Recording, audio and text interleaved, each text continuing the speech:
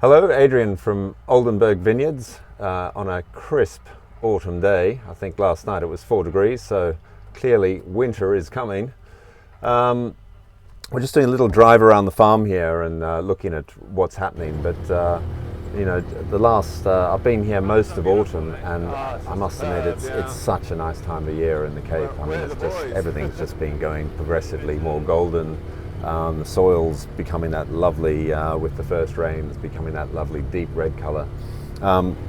Behind me here we have this green is our cover crop coming up. We're going to actually drive up and meet Christo and Nic in our Cabernet vineyard in a second and chat to them about cover crop and the subject of vigour, which is really interesting. In South Africa, you know, there's abundant sunlight and heat for vines to grow and soils, but vigour is actually going the other way, trying to control the growth and focus on berry quality. But let's talk to them in a sec. But what we're going to do here on this green patch is replanting, and right next to me on the left will be our new Cabernet Franc block, which is replacing, it's been slightly reorientated where the old Cabernet Franc block was.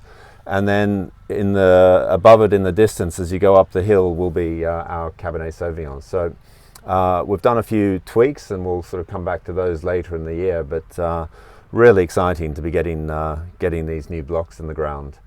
Yeah, why don't we just drive up and see the boys up there, and then cruise around, and maybe we'll even get to taste some wine. Love a little bit of wine for breakfast.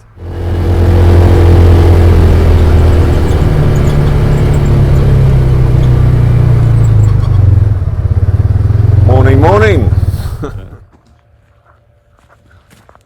Well, morning, guys.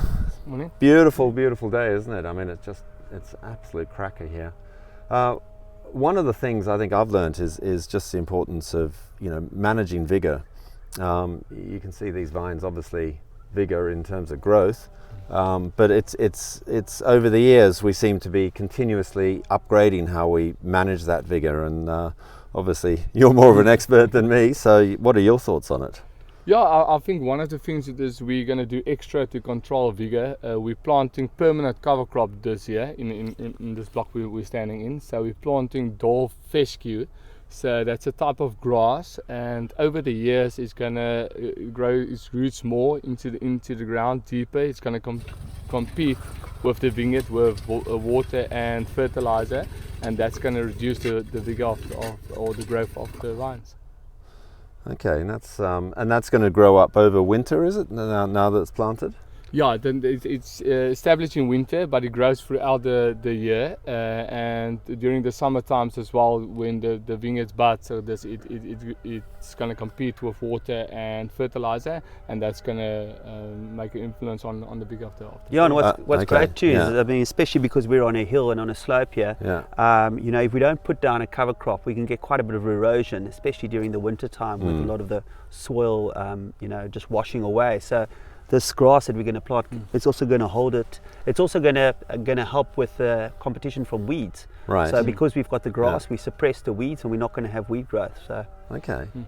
Yeah. And sorry, go on. Yeah, and then we're just going to mow it. So if the dwarf fescue just grows, so during the season, if it grows long, you just mow it down like a normal grass lawn, and you just control it lower, and yeah, that's how you're going to control it. And you know what we expect to see on during harvest time on the bunches are, because of the reduction in vigor, we're going to get smaller bunches, smaller berries, more concentration, and ultimately a better wine. So fantastic. We've been using just normal cover crop.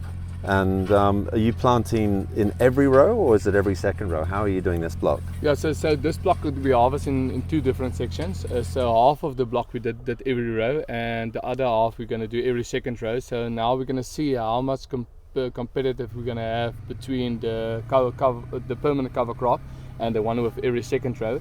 And if we get the best results with every row, we're going to just sow the other side every row. If we see the cover crop is competing a little bit too strongly with the vines, then we're just gonna take out one of the lines of the permanent cover crop and just use normal cover crop. Right, and then the one where you're doing every second row permanent, then in the other alternative rows you're just putting normal cover crop. Yeah, we do. We just putting normal cover crop, just a forest barley. So it just grows during the winter, and it dies during the summer. Right. Okay. What's great about that, it forms a nice mulch. So, you know, in the summer we'll roll it, and it's going to form this thick mat, which is going to basically prevent any weeds from growing, also prevent the soil from drying out, and also ultimately bring in organic matter into the soil. So. Yeah, and it's going to produce more microorganisms in the soil. Because of the mat rolling down, you don't get that direct UV light of the sun on the soil. Right. So that protects the soil as well, and all the microorganisms in the soil, because we know sunlight is harmful for all your microorganisms in the soil. It's the Internet of Things under the soil. Yeah. There we go, that first little crust, which is so important. And we used the piquet planter also this year. That's also benefit for the soil, because we're not breaking that fungus webs that the microorganism makes in the soil. So we're not tilting around the soil anymore. Yeah. So it's just that machine coming in one time, just making little trench, planting the seed in the ground, and then the seed grows. It's amazing, isn't it? I mean, I think this the science of what goes between these rows of vines is as much as what happens on the rows or the individual vines, which it's just incredible. I think the nice thing, and I've actually talked about it in the newsletter this month, is the fact that you've actually planted 8 rows of cover crop. Because my lucky number's 8, so I think that's It's going to work. And most of China's too. So so yeah, we're happy. Anything we do in 8s is good, right? Okay. So, brilliant. Okay. all right. Well, sounds like we should go and see what the smaller bunches and smaller berries have done to some of these wines. Yeah, let's go taste something. Okay, great.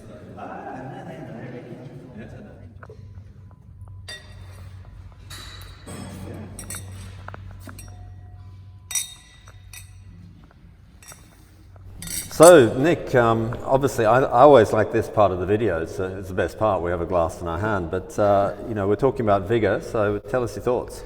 Yeah, so this is a 2021 wine from another Cabernet block where we use cover crops quite extensively. In this year we used a combination also of forage barley, but we also put in some peas, which are nitrogen fixating, and we had a lovely small little canopy on lots of concentration, and basically by pulling back the vigour, you're going to get smaller berries, smaller bunches, thicker skin, so more colour, more extract, more tannin, more concentration. So a wine which just takes it to the next level. So unfortunately, you know, our farm, we need to, on some places we need to groom it, and cover crop is a great tool to use to control it in a very natural way. Right. Cheers. Well, cheers. Absolutely. Yeah. Here's to the anti-vigour.